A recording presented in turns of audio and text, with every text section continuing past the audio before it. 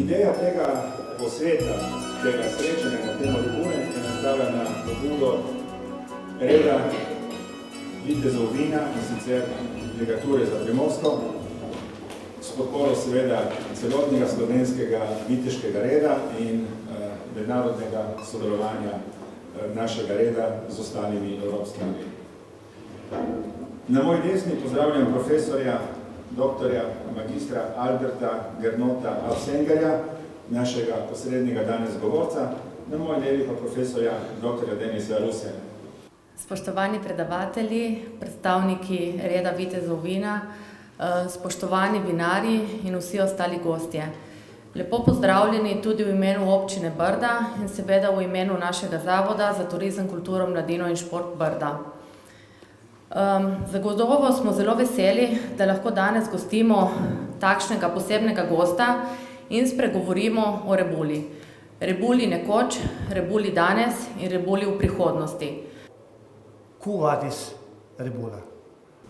Kdor se ne zaveda svojih korenin in ne pozna lastne preteklosti, bo neuspešno trasiral pot v prihodnost. Vendar tudi Rebula je odvisna od nas, našega znanja, novih spoznanj o pridelavi in trženju te imenitne sorte, ki vse bolj postaja velika in lepa in visoka cenjena vinska gospa.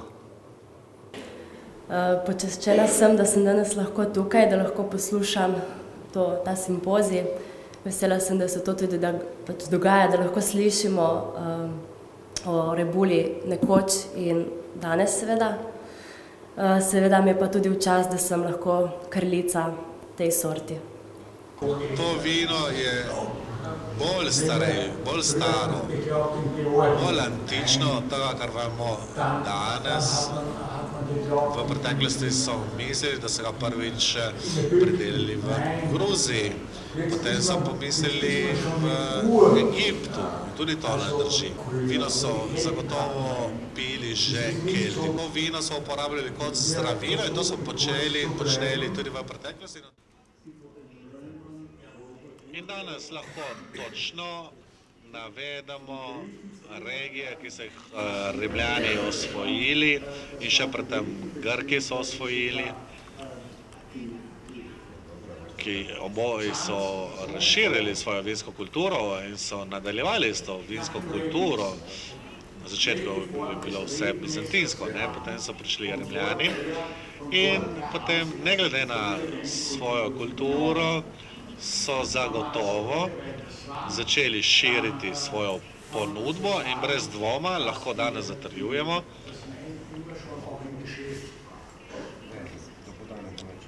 da je vino predstavljalo zelo dobičkonosno trgovino.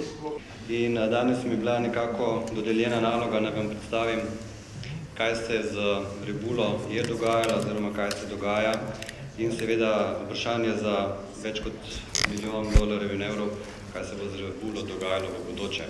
Nekako podajam, oziroma na prvem slajdu podajam, lahko rečem, prvo omembo kot sorte Rebula. Nekateri že poznate to delo, gre za vinorejo za Slovence, je bila izdana leta 1844 Matije Vrtovca. In če pogledamo malo bolj natančno, kaj piše o Rebuli, zelo na hitro, da že takrat je to stara sorta v vinogradih, res pa domenja, da je to stara sorta v Štanjelu. In navaja tudi, da je to cokreno grozdje z močno zrelimi in zagorelimi jagodami, kar je za vinogradnika in tudi za ampelografe še dodatno zanimivo to, da je že takrat opisal, kot vidite, 6 različnih Rebul in morda ob tem se vprašamo, koliko teh Rebul še imamo po naših vinogradih. Že takrat, leta 1823, se v Cerovem opisuje, da je Rebula na gričkih, da je to sladko in močno vino, da tudi je Rebula v ravninah, ampak je bolj trpka, kisla, manj močna in pitna šele poleti. Rebula, ribolla, robola nimamo jo samo mi, nimajo samo Italijani. Bila je narejena raziskava, v kateri se je seveda dokazalo, da imajo rebulo tudi na grškem otoku Kefalonija, kjer se lepo trži pod imeni robola. Tukaj imate en tak vinograd rebule na Kefaloniji in kolegica iz Grčije sem jo pač vprašal, kakšne površine so tam in rekla je, da imajo 300 hektarjev na otoku. Kakorkoli, rebula v Goriških brdih lahko rečemo, da se je razvijala usporedno tudi za največjo kletjo. Kaj lahko danes ponudimo starim ali pa novim potrošnikom kot nek dokaz, da je vino rebula res rebula brd, je morda prav ta etiketa leta 1962. Naslednja etiketa 1963 in tako naprej. Naslednja 66 gre seveda za vina, ki so, mislim, da v večini primerov, vsaj te prvih 3, bila mirna. Potem se je pojavil tudi naziv zlata, briška rebula, vmes se je razvila in pojavila tudi peneča rebula.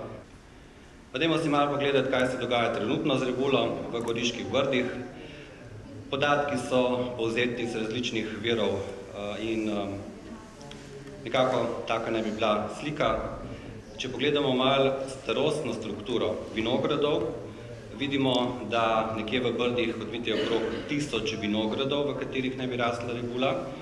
In če malo pogledamo po obdobjih, vidimo, da največ imamo še vinogradov iz časa 70., 80., pa tudi 90. let. V zadnjem, tistem zdajšnjem obdobju, kjer pa vidite, so je ujetih samo 7 let, pa se lepo vidi, da kljub temu, da nam manjka do tistega 10. še 3-4 leta, se tudi sajenje rebule nekako povečuje, oziroma se zanimanje nekako opaža večje, kot je bilo pred kakšnim 10 leti. Jaz vam samo to povem, rebula, ta vino je res plemenito vino in bodo ponosni vinarji, tisti, ki ima v svojih na vrtu rebulo. Rebula je eno vino, mi smo danes že tudi poskušali, je eno vino, ko izrazi vaš kraj. Zdaj bi vas z veseljem rad povabil na degustacijo. Najprej bo vodena degustacija 5 vin, ki so jih prispevali Klet Brda, Čaka, Kristalvin, Brandolin in Šibal.